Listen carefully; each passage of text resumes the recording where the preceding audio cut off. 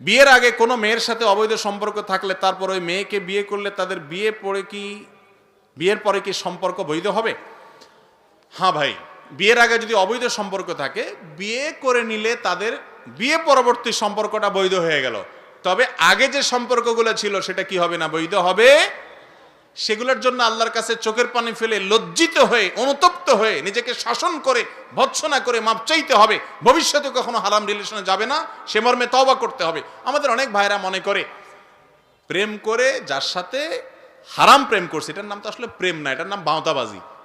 প্রেম তো হলো স্বামী আর স্ত্রীর মধ্যে হয়, এখানে কিসের প্রেম? এখানে ধান্দা, পুরোটাই হলো টাউটগিরি, স্বার্থ হাসিল করা। ছেলে মেয়ের পিছে গুড়গুড় করে তার ধান্দায়, ধান্দা হাসিল করলে এবার দৌড়ের উপরে থাকে, এবার যায় মামলা দেয়, হ্যাঁ বিয়ের প্রলোভনে দর্শন হয়েছে, হ্যান হয়েছে, তান হয়েছে। এগুলো সবই ভাওতাবাজি, স্বার্থ ছাড়া এখানে কিছু নাই। প্রেম মহব্বত গদগদ করে অনেক কিছু দেখবেন, মূল জিনিসটা হলো স্বার্থ, এছাড়া আর কিচ্ছু না। এগুলো সব প্রলেপ, শয়তান আমাদেরকে বিপদগামী করার জন্য এই সমস্ত ভালোবাসা উতরায় এবং দেখায় আমাদেরকে। মনে রাখবেন, অনেক ভাইরা মনে করেন যার সাথে অবৈধ সম্পর্ক থাকে বিয়ে করলে বোধহয় আগের সব মাফ হয়ে যায়, কালো টাকা সাদা করার মতো। এরকম কোনো সিস্টেম